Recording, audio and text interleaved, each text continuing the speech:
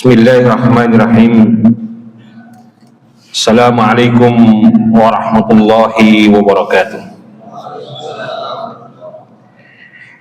Innal hamdalillah nahmaduhu wa nasta'inuhu wa nastaghfiruh wa na'udzu billahi min shururi anfusina wa min sayyiati a'malina. May yahdihillahu fala mudilla lahu wa may yudlilhu fala hadiya lahu. أشهد أن لا إله إلا الله وحده لا شريك له وأشهد أن محمدا عبده ورسوله لا نبي بعده. اللهم صل وسلم وبارك على نبينا محمد صلى الله عليه وعلى آله وأصحابه ومن تبعه بإحسان إلى يوم الدين وبعد. قال الله تعالى في القرآن الكريم: أعوذ بالله من الشيطان الرجيم. وَإِذَا سَأَلَكَ عِبَادِي عَنِّي فَإِنِّي قَرِيبٌ أُجِيبُ دَعْوَةَ الدَّاعِ إِذَا دَعَانِ فَلْيَسْتَجِيبُوا لِي وَلْيُؤْمِنُوا بِي. وَقَالَ أَيْضًا: أعوذ بالله من الشيطان الرجيم. إنما المؤمنون الذين إذا ذكر الله وجلت قلوبهم وإذا تليت عليه آياته زادتهم إيمانا wa ala rabbihim yatawakkalun. Shadaqallahul adzim. Hadirin jamaah yang dirahmati oleh Allah, marilah kita memperbanyak syukur kita kepada Allah Subhanahu wa taala atas limpahan karunia dan nikmatnya yang diberikan kepada kita. Mudah-mudahan dengan rasa syukur kita ini Allah Subhanahu wa taala senantiasa menambahkan nikmat tersebut kepada kita, sebagaimana yang Allah Subhanahu wa taala janjikan, la in syakartum la azidannakum. Kalau kita mau bersyukur, niscaya Allah Subhanahu wa taala akan tambahkan. Salawat dan salam senantiasa kita ucapkan, kita aturkan kepada Rasulullah Muhammad sallallahu alaihi wasallam. Hadirin yang dirahmati oleh Allah, Rasulullah sallallahu alaihi wasallam pernah bersabda, inna syamsa wal qamara ayatan min ayatillah. Sesungguhnya matahari dan bulan adalah merupakan dua tanda kebesaran Allah Subhanahu wa taala di antara sekian banyak tanda kebesaran Allah Subhanahu wa taala yang lainnya. Bahkan dalam ayat lain Allah Subhanahu wa taala mengatakan, wa fi anfusikum afala tubsirun. Dan bahkan pada diri kita semuanya ini, setiap di antara anggota tubuh kita adalah merupakan tanda-tanda kebesaran Allah Subhanahu wa taala. Kreasi Allah Subhanahu wa taala yang maha luar biasa, dengan tangan kita, dengan kaki kita, dengan semua anggota tubuh kita, dengan berbagai macam jenis-jenisnya, adalah merupakan tanda-tanda kebesaran Allah Subhanahu wa taala. Tidak ada yang bisa membuat seperti ini detailnya kecuali dialah Allah Subhanahu wa taala. Hadirin yang dirahmati oleh Allah, peristiwa gerhana adalah peristiwa yang senantiasa terjadi dalam hidup kita, bukan karena pertanda adanya sesuatu, bukan karena meninggalnya Ali Khumaini saat ini, tetapi ini adalah merupakan peristiwa yang sering terjadi. Demikian juga di masa Rasulullah SAW. Putra Rasulullah SAW meninggal, wafat, dan pada saat yang sama terjadi gerhana. Orang-orang pun kemudian mengatakan ini adalah pertanda atas kematian anak Rasulullah SAW. Namun Rasulullah SAW kemudian menyangkal, tidak demikian. Ini bukan perkara hidupnya seseorang, bukan juga karena perkara menjadi pertanda akan matinya seseorang, tetapi ini adalah merupakan tanda-tanda kebesaran Allah Subhanahu wa taala yang bisa kita lihat, yang dengan hal itu kemudian kita menarik pelajaran dan ibrahnya.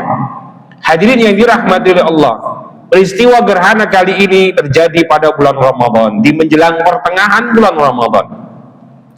Bulan Ramadan adalah bulan di mana kita, setiap individu kita sejak dari awal telah meluangkan waktu dan pikiran kita untuk mendekatkan diri kepada Allah Subhanahu wa taala dengan ibadah-ibadah kita. Dalam sebuah riwayat Rasulullah Shallallahu Alaihi Wasallam pernah mengatakan, Allah Subhanahu Wa Taala pernah berfirman, artinya ini adalah sebuah hadis qudsi. Idza taqarrabal abdu ilayya shibran taqarrabtu ilaihi dira'an. Jikalau hambaku mendekatkan diri kepadaku dengan satu jengkal, aku, kata Allah Subhanahu Wa Taala, akan mendekatkan diri kepadanya dengan satu hasta. Wa idza taqarraba ilayya shibr dira'an taqarrabtu ilaihi ba'an. Dan pada saat hambaku mau mendekatkan diri kepadaku dengan satu hasta, aku akan mendekatkan diri kepadanya dengan satu depa. Hadirin yang dirahmati oleh Allah, Rasulullah Shallallahu Alaihi Wasallam kemudian melanjutkan, wa ma taqarraba ilayya abdi bi syai'in ahabbu ilayya mimma aftaradtu alaihi. Dan tidak ada cara hambaku mendekatkan diri kepadaku yang paling aku cintai, kata Allah Subhanahu Wa Taala, ketimbang dari apa yang aku fardukan kepadanya. Mumpung saat ini adalah bulan puasa yang kita difardukan oleh Allah Subhanahu Wa Taala melaksanakannya, maka momen puasa wajib ini adalah sebaik-baik cara, sebaik-baik kaifiyah, sebaik-baik langkah kita untuk mendekatkan diri kepada Allah Subhanahu Wa Taala. Demikian hanya salat. Jadikanlah salat-salat wajib kita itu adalah langkah dan cara untuk mendekatkan diri kita kepada Allah Subhanahu Wa Taala. Wa ma zala abdi yataqarrabu ilayya bitnawafili. Dan senantiasa hambaku itu kalau mau terus-menerus berupaya mendekatkan diri kepadaku dengan ibadah nafilah atau sunnah, hatta uhibbahu, hingga aku akan mencintainya. Hadirin yang dirahmati oleh Allah, ibadah-ibadah sunnah adalah semakin mendekatkan diri kita kepada Allah Subhanahu Wa Taala. Prioritaskan yang utama adalah ibadah wajib kita. Lalu dengan ibadah wajib yang kita laksanakan, hendaknya menimbulkan sebuah perasaan. Orang sekarang mengatakan edik, ingin mencoba lagi dan melaksanakan lebih lagi, yaitu dengan ibadah-ibadah sunnah. Kalaulah kita sudah bisa melaksanakan ibadah wajib dengan baik dan benar, dengan hikmat, dengan semua persoalannya, salat fardu kita utamakan dengan melaksanakan secara berjamaah, puasa Ramadan kita laksanakan dengan penuh hikmat, hendaknya itu semuanya akan menimbulkan sesuatu yang terjadi dalam diri kita untuk mencoba dan melaksanakan sunnah-sunnahnya, ibadah-ibadah yang semestinya setara dengannya. Salat pun dicari salat-salat sunnahnya karena ingin mendekatkan diri kepada Allah Subhanahu Wa Taala lebih daripada sebelumnya. Demikian juga ibadah puasa kita. Dan pada saat itu semuanya kita lakukan, maka sampailah pada tiba titik Allah Subhanahu Wa Taala mencintainya. Wa idza ahbabtuhu, kata Allah Subhanahu Wa Taala, dan pada saat aku sudah mencintainya, kuntu sam'ahu, maka aku akan menjadi seperti halnya telinganya, aku akan seperti dengan matanya, aku seperti hanya dengan tangannya, dan aku seperti hanya kakinya. Semuanya atas petunjuk Allah Subhanahu Wa Taala, atas bimbingan Allah Subhanahu Wa Taala. Hadirin yang dirahmati oleh Allah, hadis ini seringkali diartikan oleh kalangan ulama sufi atau tasawuf falsafi, disebut dengan hadis yang dikatakan ma'iyah, di mana Allah Subhanahu Wa Taala bersama dengan kita. Dalam teori filosof disebut dengan wihdatul wujud. Allah Subhanahu Wa Taala menyatu dalam diri seseorang. Tetapi hadirin yang dirahmati oleh Allah, saya tidak ingin mengartikan yang demikian, karena sejatinya Allah Subhanahu Wa Taala mengakhiri kalimat ini dengan kata-kata wa idza sa'alani a'taituhu. Pada saat hambaku itu akan meminta kepadaku, maka aku pun akan memberikan kepadanya. Wala in ista'adani, kalau hambaku itu memintaku juga, meminta perlindungan, namanya isti'adah. Sebelum sesuatu itu terjadi, kata Allah Subhanahu Wa Taala, maka aku pun akan memberikan perlindungan kepadanya. Inilah yang saya katakan bahwasanya makna hadis ini adalah setara dengan firman Allah Ta'ala, wa idza sa'alani ibadi anni fa inni qarib. Kalaulah Muhammad, hamba-hambaku itu bertanya kepadaku, meminta kepadaku, katakan bahwasanya aku dekat dengan mereka. Ujibu da'watad da'i, aku akan mengabulkan, mengistijabai permintaan-permintaan hambaku. Falyastajibuli, namun ingatlah, karena keinginan-keinginan kalian yang kalian ingin dikabulkan itu, maka istijabailah Allah Subhanahu wa ta'ala, terimalah Allah Subhanahu wa ta'ala. Bagaimana menerima Allah Subhanahu wa ta'ala? Yaitu dengan melaksanakan kewajiban-kewajiban yang kita dibebankan kepadanya, lalu kemudian kita iringi dengan sunnah-sunnahnya yang semakin mendekatkan kita kepada Allah Subhanahu wa ta'ala. Dan pada saat kita menjadi orang yang dekat, maka tentu akan terlihat dengan jelas, terlihat dengan mudah bagi Allah Subhanahu wa ta'ala untuk mau menolong hambanya, mengistijabai doanya, dan lain sebagainya. Hadirin yang dirahmati oleh Allah, maka yang perlu bisa kita ambil pelajaran di antara syarat dan ketentuan pada saat kita ini sebagai manusia yang memiliki keinginan, kemauan, harapan untuk diistijabai oleh Allah Subhanahu wa ta'ala, jadilah orang yang dekat dengan Allah Subhanahu wa ta'ala. Jadikan momen-momen ibadah wajib kita untuk mendekatkan diri kita kepada Allah Subhanahu wa ta'ala, dan jadikan ibadah-ibadah sunnah yang diajarkan oleh Rasulullah SAW sebagai langkah untuk semakin mendekatkan diri kita kepada Allah Subhanahu wa ta'ala. Maka janganlah hadirin yang dirahmati oleh Allah berharap Allah Subhanahu wa ta'ala memberikan kemudahan mengistijabai doa-doa kita saat kita enggan untuk mendekatkan diri kepada Allah Subhanahu wa ta'ala.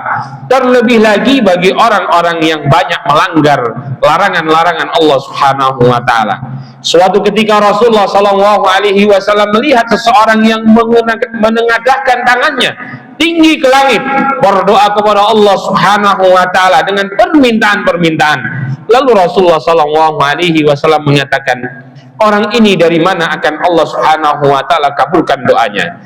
Ma'kuluhu haram, makanannya diambil dari yang haram, wa mashrabuhu haram, demikian juga minumannya diambil dari hal-hal yang haram. Fa aina yustajabu du'a, dari pintu mana Allah Subhanahu wa ta'ala akan mengabulkan doanya? Hadirin yang dirahmati oleh Allah, ini menjadi pelajaran bagi kita, termasuk di hari ini di mana peristiwa gerhana terjadi. Ini adalah merupakan tanda-tanda kebesaran Allah Subhanahu wa ta'ala yang Rasulullah SAW ajarkan kepada kita, adalah kita melaksanakan salat untuk tadarru, merasa khusyuk tunduk di hadapan Allah Subhanahu wa ta'ala, merasa peristiwa ini peristiwa yang luar biasa. Luar biasa bukan berarti spektakuler seperti peristiwa-peristiwa yang sering kita lihat, tetapi luar biasa dikarenakan jikalau seperti ini terjadi dengan peristiwa yang lebih besar, hari akhir misalnya, dengan bertabrakannya semua ciptaan-ciptaan Allah Subhanahu wa ta'ala yang luar biasa ini, maka tidak ada kesempatan lagi bagi kita untuk mendekatkan diri kepada Allah Subhanahu wa ta'ala. Maka jadikan ini sebagai sebuah pelajaran, momen Ramadan ini sesegera mungkin kita menjadi orang-orang yang dekat kepada Allah Subhanahu wa ta'ala.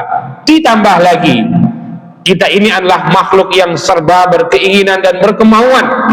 Tidak mungkin kemauan kita bisa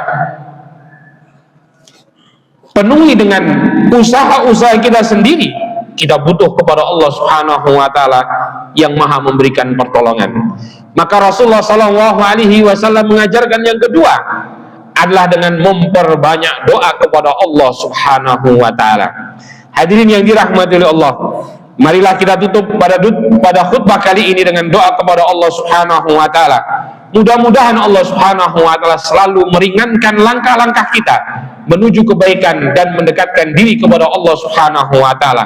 Semoga Allah Subhanahu wa ta'ala selalu memudahkan hidup kita hingga kebaikan-kebaikan bisa kita kerjakan dengan mudah pula. Semoga Allah Subhanahu wa ta'ala senantiasa memberikan ampunan kepada kita, dan semoga Allah Subhanahu wa ta'ala selalu memberikan kesehatan, kelimpahan rezeki dan waktu yang luang sehingga kita bisa melaksanakan perintah Allah Subhanahu wa taala.